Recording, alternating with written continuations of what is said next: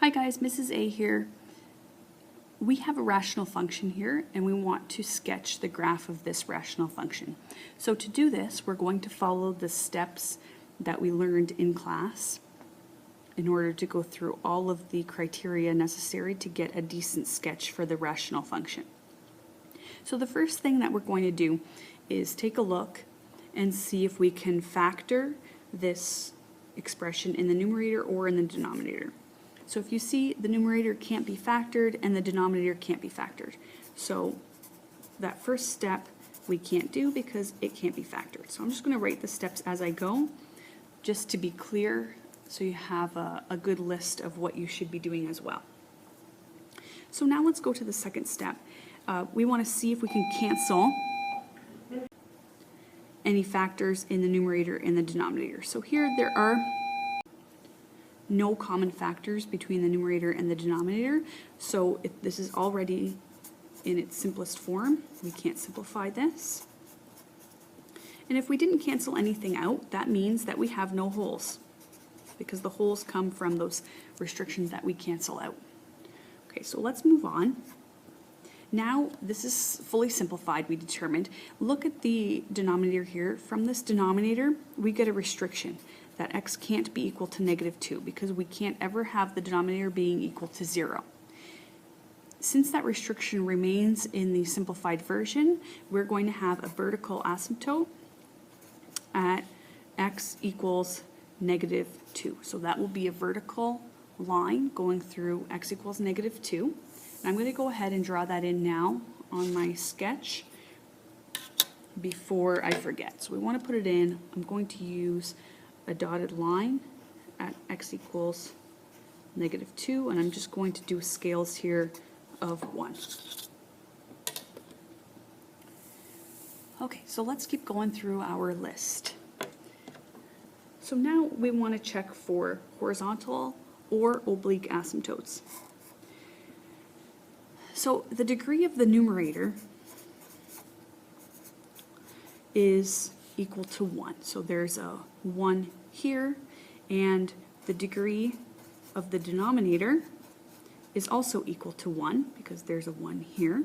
So these degrees are equal, and when the degree of the numerator is equal to the degree of the denominator, we know that we're going to have a horizontal asymptote at y equals the coefficient of this greatest degree term divided by the coefficient of this highest degree term. So here the coefficient is 2, and here the coefficient is 1. 2 divided by 1 is 2. So that's the equation for my horizontal asymptote. Again, I'm going to go and I'm going to draw that in before I forget. So at y equals +2, I have a horizontal asymptote. Like this. So this is y equals 2, and my other vertical asymptote was y equals -2. Perfect. So let's keep going with our steps now. So for step 5, I'm going to find the y-intercept. To find the y-intercept on any graph, we plug in x equals 0. So this, plug in f at 0. When we do that, we're going to get 2 times 0 minus 3 over 0 plus 2. And this gives us -3 over 2 for our y-intercept. So that means on my graph, I can go and put a point at -3 over 2 and, 0 and -3 over 2 because it's a y-intercept. So 0 and -3 over 2 is -1.5, so I'm going to put a point right there, and I know my graph has to go through that point. Now let's do the same to find the x-intercept. So to find the x-intercept for an equation, we're going to plug in y equals 0. Okay, when we do that, we get 0 equals 2x minus 3 over x plus 2.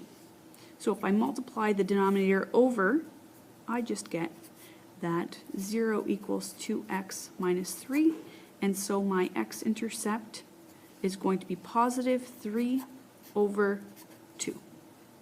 So I'm going to put a point at 3 over 2 and 0. So 3 over 2 is 1.5 and 0, so right here. So there's my y-intercept and there's my x-intercept, and that's an indication for how my curve is going to look on this part, on this side of the vertical asymptote. So now we need to check the behavior of the graph on the other side of the asymptote and also on the other side of this x-intercept, because we're not sure what happens here. It could go up and then come back down. We want to see that it's going to actually approach that horizontal asymptote. So for step 7, we create a chart that divides the graph into intervals using the vertical asymptote and the 0. So my intervals will be when x is less than -2, when x is between -2 and 3 over 2, and when x is greater than 3 over 2.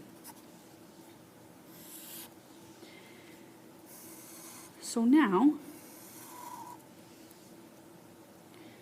here, I can test if the function is positive or negative in each of these intervals. I can do that by finding, I'm going to use a test point first. So here I'll choose x is -3, here I'll choose 0 in this interval, and here I'll choose +2. So now I can find the the sign of the numerator and the sign of the denominator, and then finally the sign of the entire function. When I plug in -3 into the numerator for my function, I get a negative value. When I plug in 0 in the numerator of my function, I get a negative value. And when I plug in 2 in the numerator of my function, I get a positive value.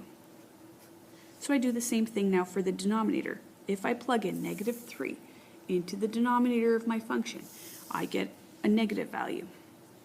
If I plug in 0 into the denominator of my function, I get a positive value. And if I plug in 2 into the denominator of the function, I get a positive value. So now, if I divide these, I'll get the value for the whole function. So a negative number divided by a negative number gives me a positive number. A negative divided by a positive gives me a negative.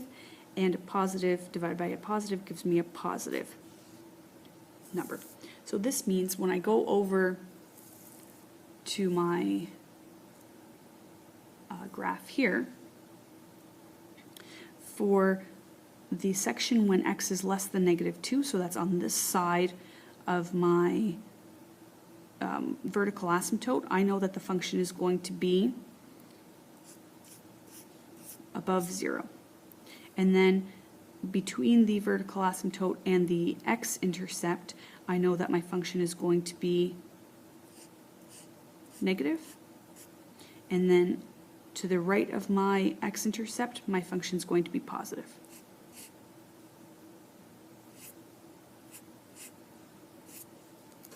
Okay, so that gives us a guideline of where the function is going to go. So at this point, we can go and sketch our hyperbola. So it's going to look something like this here.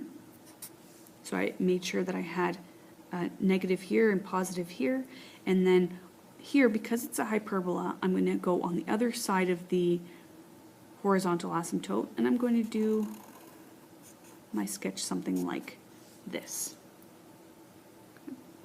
Now, if we want to test the end behaviors for this function on that vertical asymptote, I would take values for x approaching -2 from the left-hand side, and I should be getting greater and greater numbers for my y value.